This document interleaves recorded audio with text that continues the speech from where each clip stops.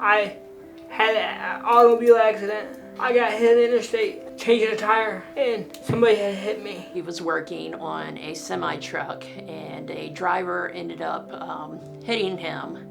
And I got a call that night, and he was rushed to the ICU. We ended up going to Retreat Hospital, where they were able to let him grow just a little bit more and start to do a little bit of rehab with him. He came to us with multiple fractures, both legs, both arms, was unable to bear weight or put any pressure on his legs and arms, and he was also pretty much non-responsive. We continued to work with him for several weeks, doing physical and occupational and speech therapy. We were eventually able to get him to respond more, to activate his muscles, and to eventually sit up and even stand.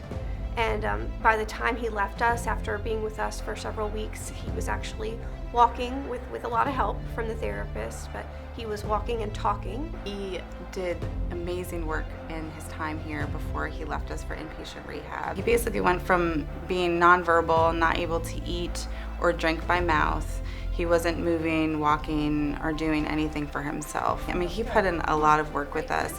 He gave us 150% of himself to be able to make the great gains that he made. Come on, George, help us. It's not that easy. I know, but try, George. It's hard. I walk a little bit. My brain thinks I can do anything I need to do. My body can't do it though. He was able to get to a level where he was eating, drinking, talking in complete sentences with or without sarcasm. As a physical therapist, it was really remarkable to see the progress that George made. It was just one of those moments that made you think, this is why I became a physical therapist. I want to go back to bed. You're walking. You're walking back to your room. Let's go. And then from there, we progressed to Parham Doctors Hospital to do rehab, where he was getting about 3 hours of rehab daily. He was getting physical therapy, he was getting speech therapy, and he was getting occupational therapy as well. I take it one thing at a time. Instead of trying to do 3 or 4 things in front of me, I go to one thing at a time. The therapists have been awesome. They've eased my mind the whole time by explaining everything and then showing me what they wanted.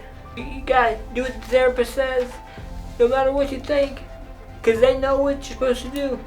Super grateful for everything that everyone has done at this hospital. The staff along the way at Retreat and Parham, their communication with you has been wonderful. The occupational therapist here and the physical therapist and speech therapist, they have always been openly communicating with me throughout this whole entire journey. My wife has done everything that I needed her to do. She orders my food and she talks to me daily. The whole time she's been supportive and awesome. I'm so thankful of all the therapists here and all the nurses. They're all awesome. I've come so far, I stay by myself now. Her mom used to stay with me. Kim, my wife's mom, used to stay with me when I got out of the hospital. But now I stay by myself twice a week. Put my son on the bus and get him off the bus.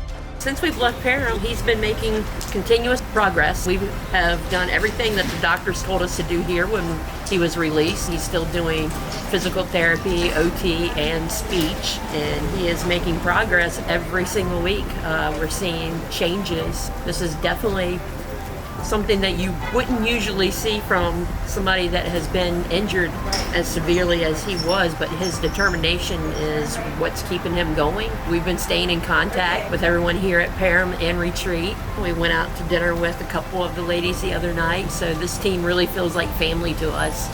They continue. They are family. They are family, you're right.